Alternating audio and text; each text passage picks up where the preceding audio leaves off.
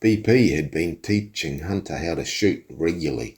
Hunter could now hit a dinner plate at 400 metres with open peep sights. Not every time, but he could get out there and get pretty close to hitting it when he didn't hit it. And as usual with BP, it was safety, safety, safety. Always safety with BP. Hunter was booked in for his gun licence and he knew the regulations inside out. He helped BP check a small trapline he was running and helped skin the possums that had been caught. Hunter was becoming quite proficient in skinning and preparing the skins. He had also been learning how to operate earth-moving machinery. BP owned a digger that he used for cleaning dams and drains and doing small earth-moving jobs on farms. BP had just won a contract to fence off a large area for a farmer, and Hunter was helping with that job as well. All in all, he was busy and learning a lot. 3 nights a week, Hunter was at night school. The night school was at a neighbouring school from the one that had expelled him, and it ran courses for adults at night time. He was doing English one night, maths the next night, and a science class the third. It was quite good. The classes were only an hour long with no mucking around. Hunter had also enrolled himself in a 4th class. It was on a Friday evening. The course was called Creative Leather. It didn't take long in the maths class before Hunter pulled out. It was the same problem he always had with maths. He thought he was grasping it, then the teacher would say something like, a square plus b square equals c square, and Hunter didn't comprehend it and he got lost and he fell behind the rest of the class. It was a Wednesday evening, the night he had had the night school maths class on, and he had just finished checking his rat traps at Glasgow's. He'd got there later that night. Sometimes that would happen because at one stage he used to take the air rifle down and shoot the rats at night time. He went to the smoko room to check a trap under the smoko room because the office lady thought she'd seen a rat disappear under it, and he hadn't caught one there yet, and all of Glasgow's apprentices were coming into the smoko room. Wednesday night was shipyard night, school night. Glasgow ran the courses. Hunter had a chat with Glasgow as he was about to leave, and he mentioned that he had left his maths class and why. Glasgow told him to come on in, it was calcs night. Glasgow put a bunch of difficult questions up on a whiteboard and told his apprentices to solve that lot. Hunter couldn't believe how difficult they were. Hunter told him about the a squared plus b squared equals c squared. Glasgow knew straight away what the problem was and drew a right-angled triangle with its sides laid out into squares. He made the upright 3 units long, the horizontal line 4 units long, and the angle line 5 units long. Then he wrote the names on the lines, adjacent, opposite, and hypotenuse. On each of the squares he'd drawn, he filled them in with equal-sized smaller squares. There were 9 squares in the 3-unit side, 16 squares in the 4-unit side, and 25 squares in the C-unit side. See that, said Glasgow, running his pencils around the squares. A squared plus b squared equals c squared. Hunter could see instantly, and a new world began to open up. Glasgow handed him a book and said, see if you can work these problems out. The rest of the night he worked with his apprentices. Hunter was surprised at how hard he drove them. At the end of the class, he gave his normal lecture for calcs, and it was, if you can define it mathematically, you've got a better chance of understanding it. He liked to keep things short and sweet and effective, Glasgow did. Glasgow was old and cranky and blunt. He told Hunter his problem with maths was that he was lazy. All he had to do was visualise it, draw it, and remember some basics. But if he wanted, he could come back on Wednesdays. Hunter wanted to, but he didn't want to be beholden in any way to Glasgow. Glasgow told him his fees for tuition would be more than most people could afford. Glasgow sometimes had a bit of an ego blow-up. But if Hunter could do something about the rat that seemed to hang around the smoko room, it was a deal. Hunter agreed. He hadn't been successfully able to catch it, but he had an idea. His sister's cat, who'd been a wild cat, had had kittens a while ago. There was no better rat or mice catcher than that cat. was also incredibly friendly and never jumped up on the bench. Hunter knew that Glasgow used to have a cat. The next Wednesday, when he went to check the traps before the class, he took one of the kittens. Well, it was a bit larger than a kitten now, and it sat in his canvas shoulder bag. He let the cat out behind the smoker room before he went in. The little cat swished its tail and went under the building. The class began and Glasgow pushed them all as usual. Hunter found himself coming forward in leaps and bounds mathematically. There was another apprentice in his final year who would occasionally go outside and bellow, then come inside, calm as can be. Glasgow just said, "Don't let it beat you, Billy," as his name was Billy. About halfway through the lesson, there was a loud yell. There was a cat that had jumped through the window in the back of the classroom. It had a rat almost as big as itself in its mouth. Hunter leapt up and dispatched the rat with a crack to its head, then went outside to put it in his dead rat box. When he came inside, the small cat was rubbing itself against Glasgow's leg, then jumped on his lap, where it stayed till the end of the class. Glasgow gave his end lecture sitting down. "Remember, boys, if you can't measure it and measure it repeatedly, you're guessing." "Your cat?" he asked Hunter as the class left. Hunter told him it was. "Looks kind of content here, don't you think?" Glasgow said. And Hunter said, "Sure does. Better leave him here to keep an eye on things." There were no more rats around the smoker room or mice in the loft, and the shipyard had a new cat. BP picked up Hunter early as usual and headed off to a job. The job was repairing rails up the Maguire's driveway. BP didn't really know any of the history between the Gunters and Maguires, and Hunter himself didn't really know the history apart from when he'd bought the horse and the police had come around. While they were working there, a car pulled up, a brand new Italian sports car. Henry got out and demanded Hunter get off his land, and what was BP thinking? He told BP to sack Hunter on the spot if he wanted any more Maguire work. BP didn't take too kindly to being spoken to like that, so he packed up and left. He didn't even bother putting a bill in for the job and decided that he wouldn't do another work for Henry. BP mentioned it to Smith, and Smith told BP some of the history behind it all. BP told Smith an interesting thing.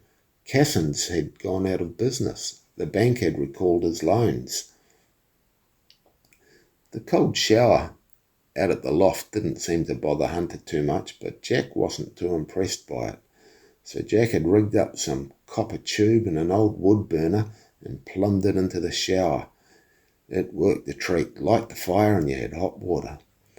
Hunter's Friday creative leather class was a lot of fun. He was making a leather shoulder bag with a big broad strap that he could put lots of things into. Most of the rest of the class were women. There was a girl in the class. Hunter recognised her from his school. She said, "Hi, Burner," and they got chatting. She had been in a different class than his. She was there learning how to make a leather jacket. It looked like a pretty cool design. She wanted to know about his bag. When he told her it was to put all his stuff in, she wanted to know what his stuff was. So he let her look in his canvas bag. There was rope, a compass, a multi-tool, a folding saw, a pocket knife, waterproof matches, a hammer, a tomahawk, in a little case, a folding spade, a candle, and other bits and bobs, along with a small bag of apples. "Well," she said, not quite sure what to make of the collection. "What are the apples for?" "Oh, they're for Moxy. He loves them," Hunter said. "And just who is this Moxy?" she asked, a little bit perplexed. Hunter thought for a moment how best to describe Moxy and just decided. "He's my horse." "Where is he?" she asked. "Outside," replied Hunter. He could remember this young lady better now. She was a loner. Most of the time at school she hung out by herself. Hunter and Jack used to hang out by themselves pretty much most of the time. Sometimes they would see Juliet flower into giggling friends. Hunter introduced himself. He said, "I'm Hunter Joe Gunter." And she said, "Are you related to Smith Joe Gunter?" And he said, "Yes, why?" And she said, "I recognised the name Joe Gunter." unusual. I listened to his music. This was a revelation to Hunter. He never really imagined anyone listening to his dad's music. He knew Smith had recordings and had heard Smith play many times. He'd never really thought of Smith's recordings being bought and listened to by other people. She said, "By the way, my name's Molly Muffin." Hunter shook her hand and said, "Pleased to meet you." It sounded corny, but he really was pleased to meet her. At the end of the class, after punching many holes and drawing thread with awls, they packed up and everyone left. Molly secretly followed Hunter outside, curious to see if he really did have a horse outside. Initially, she thought he was a bullshitter. She'd met many of them. She followed him to the end of the prefabs where they met the fields, and around the corner there it was, a monster in the dark. An involuntary gasp left her mouth. Hunter turned around, surprised that anyone was there. Normally he knew if anyone was there or could hear a slightest of sounds, that Hunter's sense. Hunter had been brushing Moxy down. He loved it. His cloak gleamed in the dark with a reflection from street lights. "He's so ugly and magnificent," Molly remarked. Hunter wasn't sure why people saw Molly as ugly. He just saw him as a character-filled horse. Hunter handed her an apple and said he likes these. She held it in the flat of her hand, and Moxy gently took it. "Don't most people just drive where they need to go?" "I don't have a license." "Well, not yet anyway," Hunter replied to her. "Me neither," said Molly. "How do you get home?" she asked Hunter. "I walk," she replied. "Is it far?" asked Hunter. Molly, normally very reserved about opening up to anyone, just said City Street Orphanage. She wondered how this somewhat strange young man would react to that. The City Street Orphanage was one hill over from the Hunter's place, run by nuns. "Moxy could take you there if you like," he said. "You could sit on him and I'll lead him." "Moxy, the horse? We could ride on him," she said. And he said, "Yeah." Molly, she was normally very reserved, and said, "Don't be silly, I can hold on behind you." Hunter swung himself up onto Moxy and held out a hand for Molly to help her on. Most of the way, Moxy kept to tracks and parks and curbs. Hunter had an LED headlamp on, front and back, one red, the other white, so cars could see them, but they didn't see a single car on the way. Hunter was very aware of the young lady behind him. It felt very special. He dropped her off at the orphanage and said, "See you next week." Molly replied, "That you will." Hunter was very much looking forward to next week's leather-making class. Sometimes when everything seems to be so rosy and starting to go well, storm clouds begin to gather. The next day, an official letter delivered by courier arrived at the Gunters for Hunter. It was a destruction order for the big horse. Molly was an orphan. She didn't know who her parents were and had reached a point where she didn't care anymore. She wanted to get on with her life. She lived at an orphanage run by the nuns. It was only a small place, but it was very nice. A couple of times when she was younger, she had been to foster homes and it hadn't worked out. The families thought she was too remote, too introverted. She was quite happy with her own company. She had been named by the nuns after they found her abandoned on their doorstep. One of them had said, "What a little muffin," and it had just stuck. Perhaps that nun had some foresight, because Molly was a superb cake maker. She had a small stall at the farmer's market where she sold cupcakes. At first bite, they tasted like any other cupcake, but they were moist, and then an explosion of flavour hit you. Molly had been learning about growing herbs, and the nuns had allowed her a small patch out the back. And many meals at the orphanage were all the more tasty because of it. Early in the new year, she would be turning 18, and Molly had plans. Molly had a job after school at Zondervan's Cafe and Catering. Mrs. Zondervan ran the business with strict cleanliness and some of the best tasting food in the country. Delicious was the usual comment. Molly swept and mopped and washed up. Occasionally she would waitress when the Zondervans catered for an event. That was the case for this weekend. The event was at the Maguire Mansion. All the important people in town would be there. judges, business owners, venture capitalists, top academics and politicians. It was the place to be if you were important or thought you were important. Maguire was launching a new charity through his foundation, Save the Wetlands, Save the Planet. As with all things, he had ulterior motives. He wanted the town wetlands so he could push a road around them and open up the hills beyond for subdivision. Never mind that the whole area was subject to slips and floods. If other people wanted to part with their money to be a part of the Save the Wetlands, so be it. Molly arrived at the Zondervins to start her shift, dressed in the uniform. The waitresses all wore stockings and skirts and blouses. The waiters wore black pants and white-collar shirts. Molly quite liked her uniform. She wore it with pride and smartness. Growing up, many times she had been called Cinderella and teased relentlessly by other kids. For a while it bothered her, then she ignored them. Once she had started selling the cupcakes, she had been able to buy some things she liked. Once at the event she helped set up. There were tables and chillers and plates and napkins and all sorts of catering stuff. Molly's job was going to be taking the canapes around. There were a lot of them, and Mrs. Zondervan didn't want any slacking around, platters in her hands at all times. People began to turn up, lots of people. Molly was very busy. She saw one person turn up in a Rolls Royce, an older man, with whom she supposed was his wife. They were very polite whenever she passed by with her platters. They seemed like nice people. Once all the people were there, Henry Maguire started the speech. You could say what you liked about Maguire, not that you actually liked him. But even if you didn't like him, you probably couldn't say it because he'd sue you. But he could give an incredible speech. He was a powerful orator. The applause was thunderous.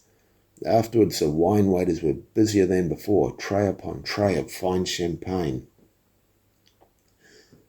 Many of the people in the crowd who had substantial finances would come and put money into this project to open up this housing area with the road around the swamp, and in return the swamp wetlands would be protected, officially protected.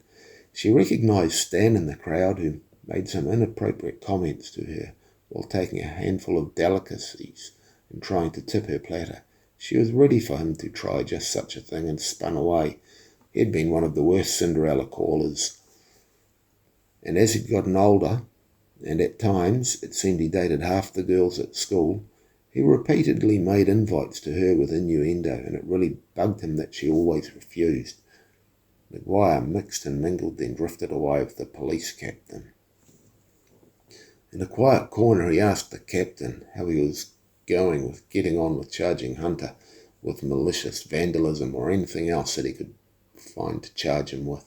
The captain was up front and told Maguire there wasn't really any charge to prosecute. Maguire smiled and slipped the captain an envelope. He knew how much the captain loved cash. This wasn't the captain's first envelope. Maguire had said, "Just sort it, will you?" Maguire had a glass of champagne in his hand. It was empty, and he instructed the wine steward to send a couple of bottles down to the pool house.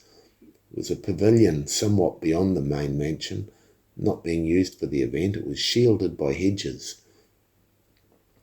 Maguire could feel the power he had. The wine was singing in his head. He could have anything he wanted. He was untouchable. The police captain was invited to the pavilion with him.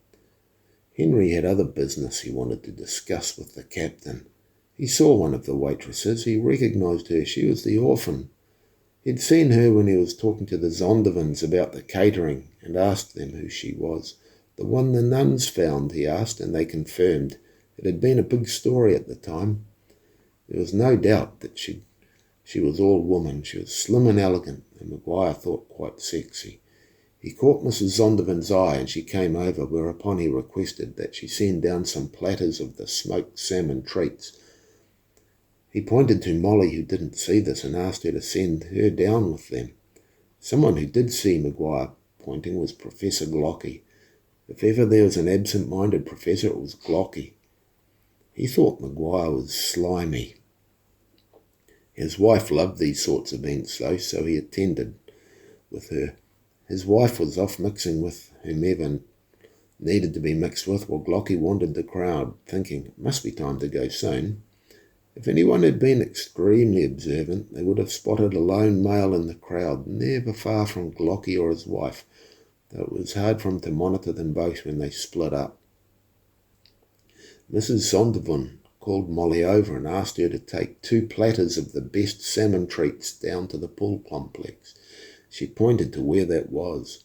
It was a short distance away, isolated from the rest of the crowd. Glocky observed this and wondered what was going on. He decided after 5 or so minutes to go and investigate. He just didn't feel things were right. A bit like when he was attempting an experiment that went wrong when he thought it should be right. He walked to the other end of the hedge and made his way to the pool. Going this way, he would come out where the pavilion was. He was in his tuxedo, an older man with white hair, reasonably inconspicuous. The music from the quartet became distant as he approached the hedge. There was a shadow that followed him, a slim man in a nondescript suit who no one even noticed. Molly walked to the pavilion, wondering who was there. As she rounded the corner, she saw the police captain and Maguire drinking champagne. "Ah, there you are," said Maguire. "Take a seat." Molly handed the plates round and then said, "I should really be getting back."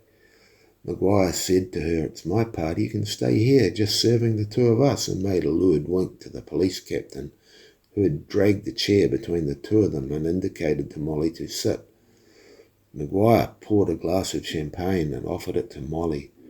She shook her head, saying no thank you. She was feeling very uncomfortable. Maguire said, "Do you know who we are?" and then introduced the 2 of them before she had had a chance to say yes. Maguire was saying, "If there's 2 people in town who can advance your career, we're it." Molly was determined to stay professional, though she wanted to flee. That would be tricky with the heels on, that Mrs. Zondervan insisted on. "Bring us a couple of those salmon treats," and the captain said. Molly had been standing back a bit, well used to customers who thought they were entitled to a bit more than the canapé she handed around, especially after a few drinks. She brought the platter to Maguire, who reached out and took hold of her and sat her down on his knee. It happened surprisingly quickly. The platter went flying. Molly was momentarily stunned.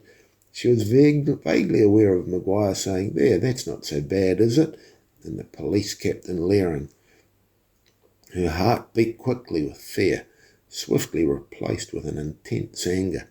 Maguire's hands were running over her body, touching her where he had no right to. Maguire mistook her stillness on his knee for submission. Glocky came around the corner at the precise time Maguire grabbed the young lady. He was flabbergasted. How dare the man? He made his way over to them. They hadn't seen him yet. Molly, who still had 1 tray of salmon treats in her hand, an act of waitressing brilliance, swung it at Maguire full force, the tray and salmon slapping Maguire full in the face and splitting his lip. The police captain reached over and grabbed a handful of Molly's blouse to drag her backwards. Molly had already begun to remove herself from Maguire's lap with some momentum, and all the captain succeeded in doing was to nearly completely tear the blouse off. She lashed out and caught the captain with her high heels, got him right on the knee. The captain let out a yell.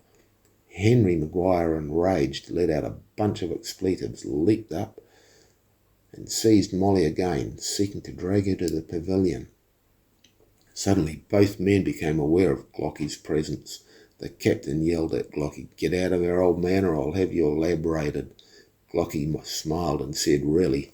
There was some history between Glocky and the Maguires, and not really good history, so they both recognised each other. Molly, seeing how effective the keels had been on the police captain's knee, stamped on Maguire's foot hard. He went down hard, but so did Molly, and he hadn't let go of her. Mrs. Zondervan, meanwhile, thought that girl has been taking a long time and wandered over to see what was happening. not because she thought anything might be wrong, but because she gave her staff no slack and thought the girl might be loitering.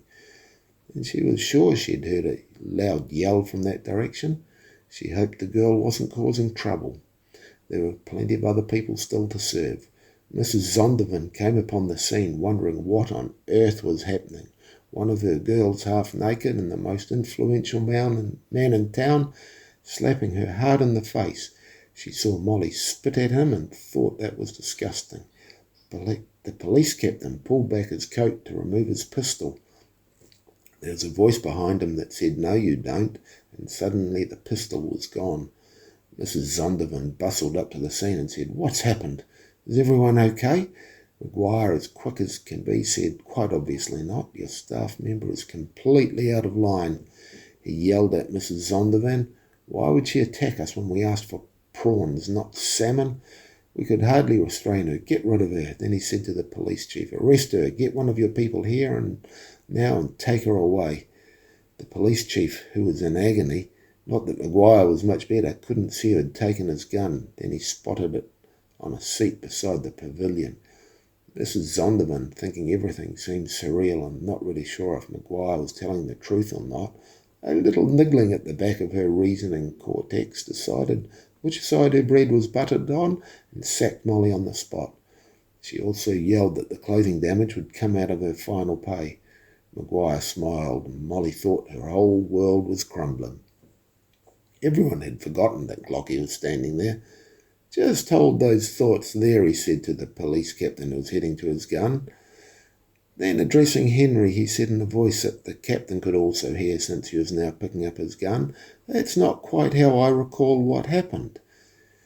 "Just shut up, old man," the captain yelled, coming back over with his gun. "Oh, so you'd like to see the video my man's got? He records everything." The police captain, looking around, couldn't see him.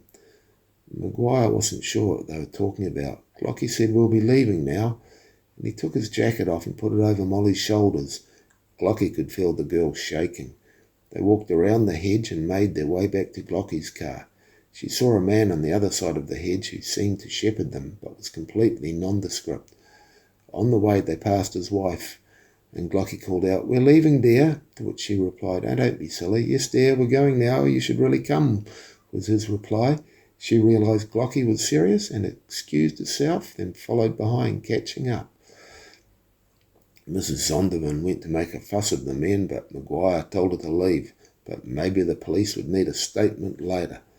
The police chief said, "No, that won't be necessary." Henry said, "What do you mean, not necessary?" The captain told him about the gun, how it was taken from him, and he didn't even see the person. McGuire called Stan on his phone and had him come and pick him up to take him to the doctor. He told the captain to sort himself out. The captain had a long, painful walk back to his car. Molly was surprised when the car they got into was a Rolls-Royce. She wondered if this was out of the frying pan and into the fire. She did recognise Glocky through his picture that had been in the news occasionally. She felt she could trust him. Glocky's wife drove. Glocky was a terrible driver. He sat in the passenger seat. Molly was in the back with the silent, nondescript man. Glocky didn't introduce them, and she didn't ask. He asked if there was anyone they could call for her, and she said, "No, there's no one." He did ask if she was okay or if she wanted to see a doctor. Glocky's wife, who drove fast, wanted to know what was going on. Glocky said he'd explain later. Molly asked Glocky if he really had video. He told her that he did, but it was in a little wee camera that he'd vented on one of his buttons, and he wasn't sure how well it would come out, but it recorded sound as well. His wife asked where they were going. Glocky gave her instructions to go to a public notary. When he got there, he explained what he wanted to do and why. They both went in and wrote out statements stating exactly what happened as they recalled it. There were 2 copies of each made that were signed and sealed. "This is some insurance if those sleazeballs try anything," Glocky explained. She gave them a street address and they drove there. The Rolls pulled up outside the orphanage. "Is this where you live?" asked Glocky. She nodded her head and asked them to wait. Molly ran to her room and pulled on a sweatshirt. then returned to the rolls and handed Glocky his jacket back, thanking him. Glocky handed her a card with his name and phone number on it. "If you need any help at all, call," he told her, and then they left. His wife demanded an explanation, and after he'd given it, she was in some confusion. All those lovely people, the cream of society. Maguire, with his foot bandaged up, still throbbing and limping, thought hard, and a few phone calls confirmed what he thought. The orphanage was funded largely through his church's parish. Maguire sat on the board of the church and was by far the largest contributor to the plate that got passed around, all fully tax deductible, of course. On Sunday, Molly was called to the nun's office. She had been seen coming in, all dishevelled, and complaints had been made. She tried to explain what had happened. The sister just wasn't interested in listening and told her she would be moving out the next day. Molly didn't have much to pack. She had a suitcase of clothes and another with cooking utensils she had been collecting and some leather working tools. The state lady said to her, "You must be a real troublemaker for the nuns to kick you out." Molly sat there and said nothing, and the rest of the journey was silence. At the state building, the lady left her in a room. She popped in once and told her she was a real problem and might have to stay the night at the juvenile correction centre. Molly thought about just running away. Glocky was up early the next morning. The cook had breakfast ready and he ate it on his own. Walking through his garage to the laboratory, Glocky saw a ribbon hanging out of the Rolls' rear door. He opened it and a small embossed leather square with a pink ribbon attached fell out. It said Molly Muffins and had a muffin on it. Quite exquisite leatherwork, obviously belonging to the young lady, he thought. He went back inside and showed it to his wife. She looked at it and said, "Well, we must return it." In no time at all, they were in the Rolls and rolling. At the orphanage, they were ushered into an office where a nervous sister asked what they wanted, thinking this was more trouble attached to that girl.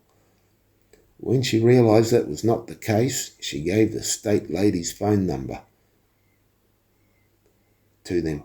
The Rolls parked out the front, and the nondescript man was sitting in the back again. Before long, they were in the state lady's office finding out what was going on. She wanted to know what their connection to the young woman was. Glocky explained vaguely and briefly. When he knew the facts as the state interpreted them, he turned to his wife and stepped from the office to have a word with her. Glocky phoned his lawyer and told him what he wanted. The state lady blustered and found reasons why Molly should not stay at the Glockies. However, rather rapidly, paperwork came through and she couldn't argue against it. Maguire Law might be the largest law firm in town, but Glocky's lawyer was the best. The state lady would get to check up on Molly regularly. She had always wondered what lay behind the fences surrounding the big house on the hill where the Glockies lived. Molly was surprised when Glocky and his wife walked through the door. He handed her the leather square and said, "This must be yours." She took it and went red in the face. It was a dream of hers, not sure if it was realistic, her own place. Molly went home with the Glockies. It was an interim measure till more paperwork was sorted out. As they drove up the driveway through automatic gates, the property unfolded like a small principality. There was a small room off the kitchen with its own bathroom. When the house had been built, it was for a maid. It had never been used, though. All the housework was done by an outside contractor who supplied cleaners and maintainers. The Glockies showed it to Molly. She couldn't believe the kitchen they walked through. It was a full-size commercial kitchen with every conceivable appliance and loads of bench space. Their cook was there, or more accurately, chef. Glocky's wife did not cook. They had 2 full-time staff, the chef and a groundskeeper. The chef had an easy time of it. The Glockies didn't have any children. Once a week you'd get a broad outline of what they wanted for the week. Sometimes there were small events to cater for, but most of the time he only had to work part-time, and weekend meals were all prepared and in the freezer in advance. Molly sat down with the Glockies in a conservatory with stunning views over the town. They were having a cup of tea and a chat. They were a lovely couple, she decided, complete opposites, though. Molly did ask if she could use the kitchen. Marissa, who was Glocky's wife, said, "What on earth for Molly? You don't have to do any of that." She didn't understand why anyone would want to cook if they didn't have to. Molly said she loved to cook and also explained she had a stall at the Saturday morning farmers market. Glocky said, "That'll be fine, and I'll have a word with the chef. Use anything you want from the pantry or fridges." Molly settled in and was back to school. There were students who whispered things, and once when she passed Stan in the hall, he called her a slut, loud enough so the people around could hear, but no teachers could. Others in his group made rude gestures. She couldn't wait for the year to end and be done with the school.